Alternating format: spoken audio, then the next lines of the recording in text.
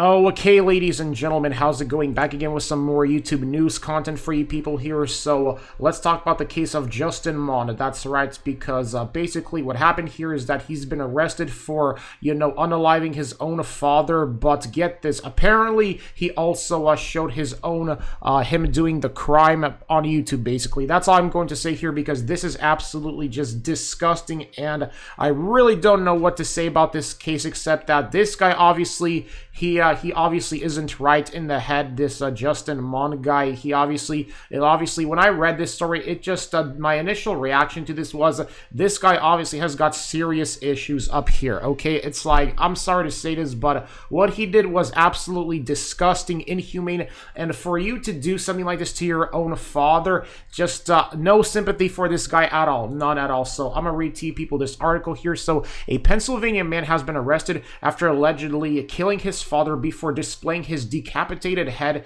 in a gruesome YouTube video while spouting right-wing conspiracy theories.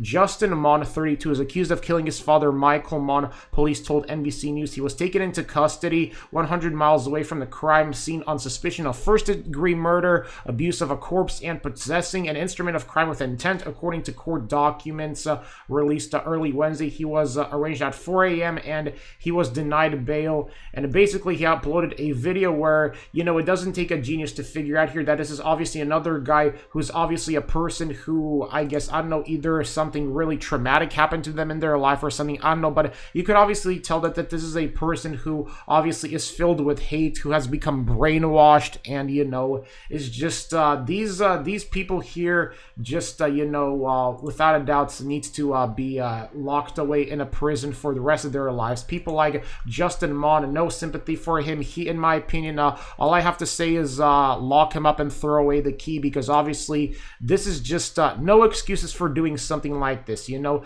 apparently, get this, he filed 3 lawsuits against federal agencies, including the U.S. government, and in the lawsuits he claimed that they negligently caused him to take out student loans between 2010 and his graduation from Pennsylvania State University in 2014, and he was paying a filing fee of $2,000 after his claims were dismissed, and he sought to have the judge recused from the case because of what he claimed was a personal bias and conflicting personal financial interests. And it's like, honestly, first of all, I don't know, why this guy thinks it's the federal court's job to pay his student loans, but it's like, I don't know whether this guy has just been out of touch with reality, but it's like, I don't think it's the job of the judge to pay your student loans, okay? It's like, it's up to you to, be able to pay all that stuff back, and find a job and all that, unless depending whether you're applying for, governmental aid and helping assist you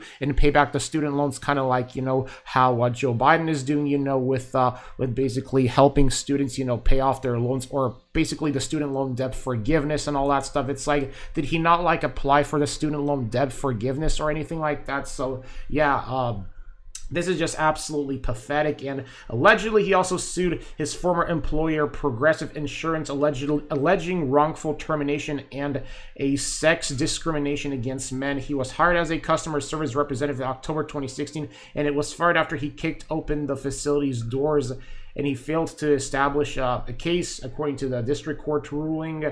And basically, he was living on an allowance of $540 a month, So I guess this is a guy who obviously looks like he was without a job, but it's like, dude, I don't understand this guy at all. I'm sorry, but after reading this, I legit just was totally shocked. And apparently he also jumped over a fence and entered into a military base. That's right, and it was there where he was taken into custody and arrested. But it's like, dude, this guy, it's like, it's not the judge's job for the judge to pay your student loans. That's entirely on you. It's up to you to for you to okay, I need to find a job. Maybe I should just find a job and work to help pay off my student loans, or maybe apply for student loan forgiveness if you're eligible for it, like I said before. But it's like, this is not the way to go, okay? It's like, really, for him to do this, the only thing I'm going to say is this guy obviously don't feel sorry for him in the slightest. Obviously, he had issues, and